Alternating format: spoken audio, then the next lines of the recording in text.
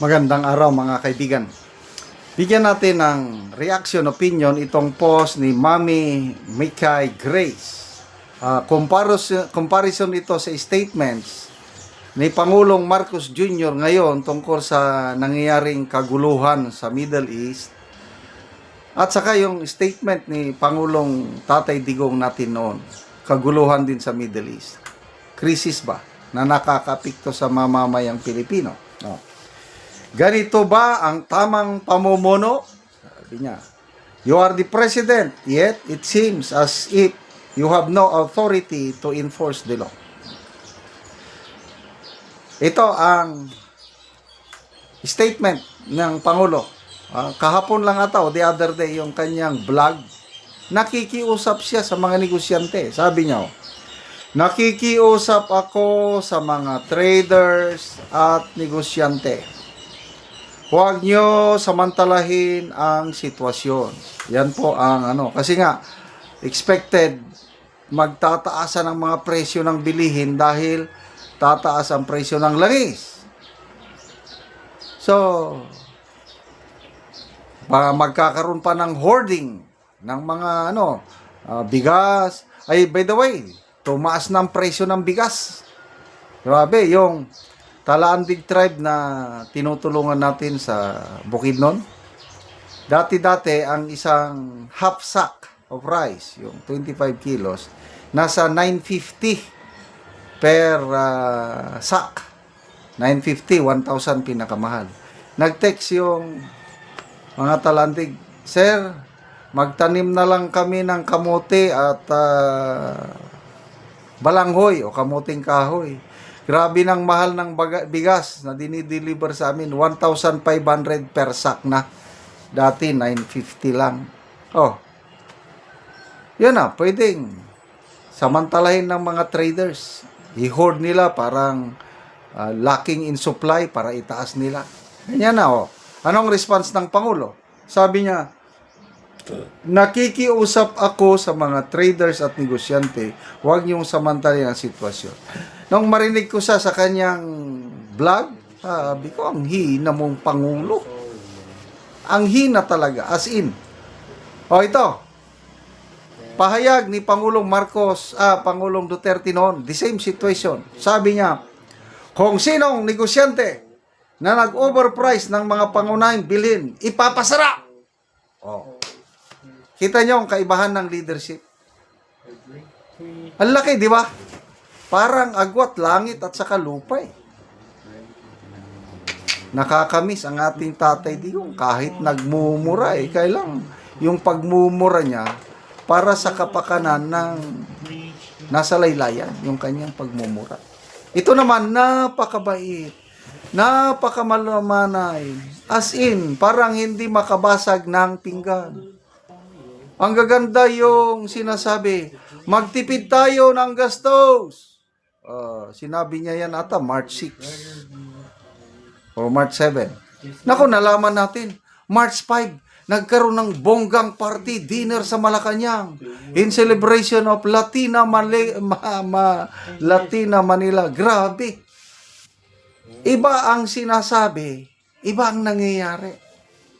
Yan po ang ating Pangulo. Ayan, nakikiusap. A president should not beg, correct? A leader in that position is expected to enforce the law and ensure that rules are followed. Instead of pleading, a president should impose regulations and hold those who take advantage of the situation accountable. Leadership requires firm action to protect the people, especially when it comes to essential goods and public welfare. For your information, sabi niya, hindi ako DDS, hindi rin ako Pinklawan. I'm just comparing what true leadership looks like during a crisis. Kung nakikita ko na maganda ang pamumuno ni PBBM, hindi ko siya ipopost. May nauna na siyang post, itong si Mami Mikay Grace. Yung tungkol sa naiipit na OFWs din sa gera sa bakbakan. Anong sabi ni PBBM ngayon? Wala tayong magagawa. Walang makakalipad na eroplano. Defeatist ka agad, di ba? Wala. Magtago na lang kayo. Ganun, ating presidente. Panahon ni Tatay Digong, yung post ni Mami Mikay Grace, sabi niya, magnanakaw, sabi ni Tatay Digong, magnanakaw ako ng eroplano para lang mailigtas ko kayo. Oh, kita nyo yung laki ng kaibahan. Bakit hindi tayo? Nasa huli talagang pagsisisi ba? Bakit hindi tayo bakit? Sinabi niya na noon eh. Sige, very weak leader na yan. I'm warning you. Huwag niyo akong sisihin pagdating ng panahon, basta winarningan ko kayo. Mahina yan, mahina. Pangalan lang ang meron. Marcos lang eh. Dahil Marcos Sr., astig yung Marcos Sr. Wait. Akala ko, katulad siyang astig ng Marcos Sr. Dahil very firm yung Marcos Sr. Martial law. Lim Eng Seng, yung Polvoron Lord, firing squad, televised throughout the world. Nanginig ang lahat. Ganon. Kaya akala ko, dahil junior siya, ganon din. Kailang kabaliktaran. Yung pagdating sa leadership, napakahina talaga. As in. Wala. Anong gagawin natin? Bagyo lang yun Wala tayong magagawa. Tanggapin nyo na yan. That's now new normal. Basta bumabagyo, baba talaga. Ay, nako. Basa tayo ng mga comments. Daming nag-like, ang daming ang 71,000 ang nag-react, 50,000 ang tumatawa. Sinong tinatawanan? I believe si BBM. 18,000 ang nag-like. I believe ang nilike nila si Tatay Digong. And then, comments.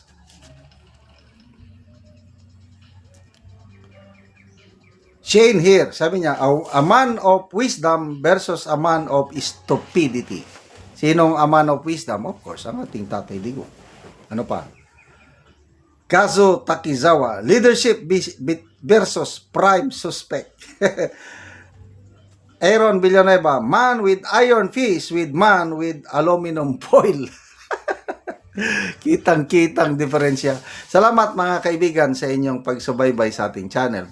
Nakakatulong kayo ng malaki sa tribong Talandig ng Bukidnon dahil ang sweldo natin sa channel na ito is pantulong sa tribo na namimigay tayo ng libreng yero at pako para makapagpatayo sila ng mas magandang tahanan. Maayos na tahanan. Panoorin niyo ang video na ito. Karon mag-atok na gyud si Kuya. Kuha na niya ang yero nga buslot ni Nanay daw.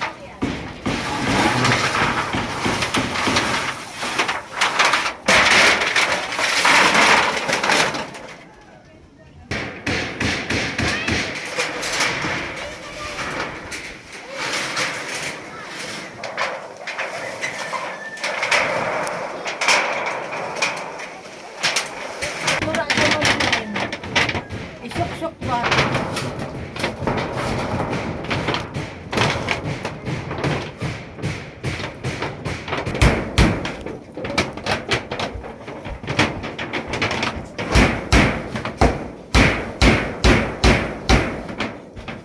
Karon naman na gyud ang pag-atok ni Kuya balay. So maayo na gyud nga tan-awon. Kadili naman ingon pareha ganina nga buslot. Karon naman na gyud sa pag-atop. So maayo na nga tan-awon dili na pareha ganina nga mabuslot. Salamat sa Ginoo nga ining kuan hinabang o kuan abi na sa kuan ani daghang salamat. Inaot unta mo para ning hinabang kay daghang pang nagkinahanglan pareha sa amo Oo. pobre. Pila kuya imong anak? Isa Isa pa. So unsa imong trabaho karon niya? Silipro Sumepro. o So kada adlaw kada ka trabaho. taga adlaw. Mm. Domingo ang may trabaho po. Domingo pahulay. So makasuporta na sa imong mga anak kuya. Masuporta mo yun. Ura gid pagpalit og bugas unsa pa dek kinahanglan Bugas ra gyud ang makuan kuya, mga port. bugas ra gid. Sa panangyero kuya nga pangatop. So Wa na gid mabajitan. wala na nabudgetan. So igo lang sa pagkaon imong trabaho kuya. Igo ra gid sa pagkaon napagid binulan nga motor Salamat kayo kuya.